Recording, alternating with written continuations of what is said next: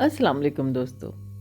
उम्मीद है आप सब खैरियत से होंगे और सोच रहे होंगे आज फूड स्टॉक में क्या बनने जा रहा है। जी, आज चिकन मलाई बोटी बनने जा रही है। ये देखिए, एक नए तरीके से, नए ढंग से, नए ढब से। बात तो यही है, मज़ा भी ये है कि आप जब भी बनाएं उसको एक नया रंग दें, एक नई शक्ल दें, नया रूप दें। तो आइए चलें किचन में चलते हैं, जहाँ हमारा इंतज़ार कर रहे हैं कुछ मसाले और वो चिकन जिस पर ये सारे मसाले हमने लगाने हैं। देखिए, बहुत मुख्तसर मसाले हैं, बहुत मुख्तसर चीज़ें हैं, लेकिन फिर भी हम आपको बताएंगे कि हमने क्या क्या इस पे लगाना है। आधी चम्मच सफ़ेद मिर्च, आधी चम्मच काली मिर्च, और ये है हल्दी आधी चम्मच चाय की। ये है कर्ड यानी कि दही 1 कप, और ये है अदरक लहसुन का पेस्ट जो कि है 2 टेबल स्पून यानी कि 2 खाने के चम्मच। तिक्का मसाला है 1 खाने का चम्मच, और ये है धनिया पाउडर 1 खाने का चम्मच।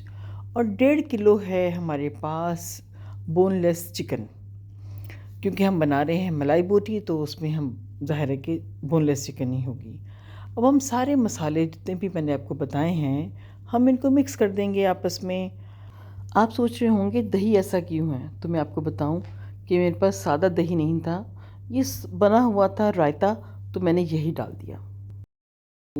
हमने फिर इसके अंदर डालना है 2 चम्मच बटर, थोड़ा सा गर्म कर लें। और आप डालेंगे अपने माइक्रोवेव में 30 सेकंड के लिए, और आपको ये थोड़ा सा गर्म हो जाएगा।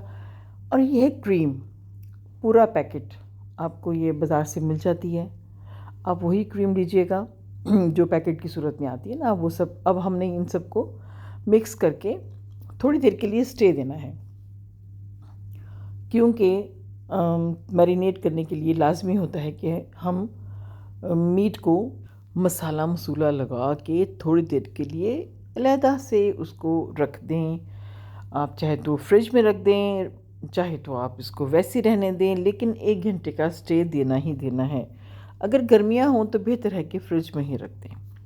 और 1 घंटे के बाद जब हम आते हैं चिकन के पास, यानी कि अपनी बोनलेस मलाई बोटी की तरफ, तो उसकी ये शक्ल बन चुकी होती है। तो बताएं बहन भाइयों, आपको हमारी ये मलाई बोटी की रेसिपी कैसी लग रही है? आपने ज़रूर बताना है। ये है चॉपस्टिक्स। अब हम इनमें एक एक करके पिरो लेंगे।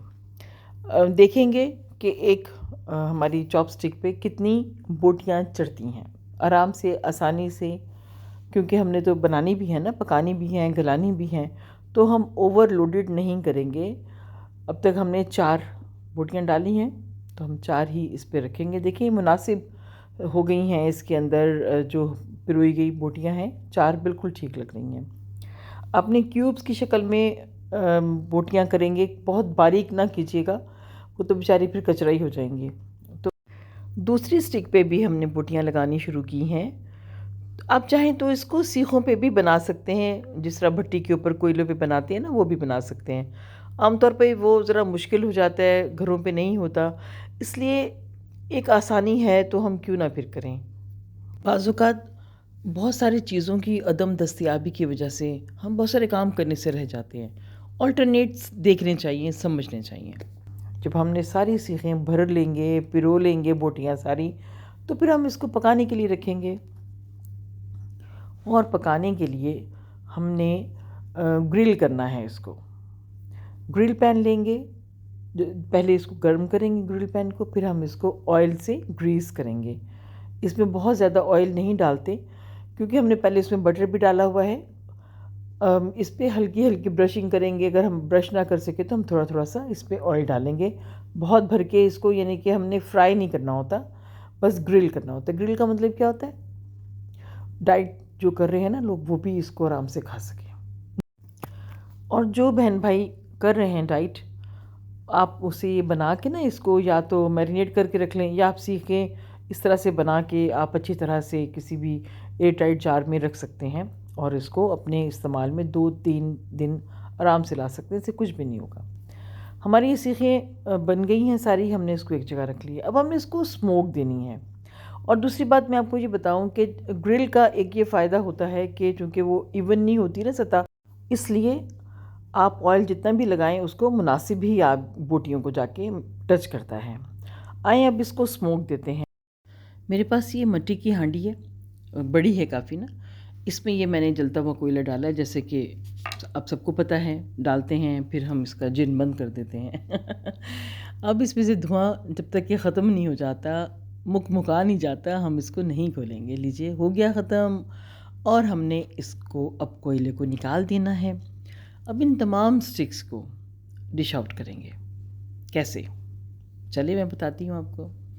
बहुत प्यार से बनाई हैं ये स्टिक्स और आपके सामने है। बहुत आसान रेसिपी है, बहुत मज़ेदार रेसिपी है।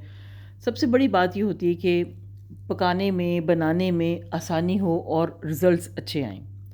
तो फिर ये होता है कि आपको दोबारा भी बनाने को दिल करता है। ये बिल्कुल वही रेसिपी है जो आप बार बार बनाएंगे। चलें तो फिर देर किस बात की, उठें और किचन में जाएं, देखें चिकन है कि नहीं है। बाकी सब मसाले तो घर पे होते ही हैं। आप बनाएं और दिलशाद नसीम को दें इजाज़त। दुआओं में याद रखिएगा। फिर मिलेंगे किसी और रेसिपी के साथ। अल्लाह हाफिज़। रब राखा।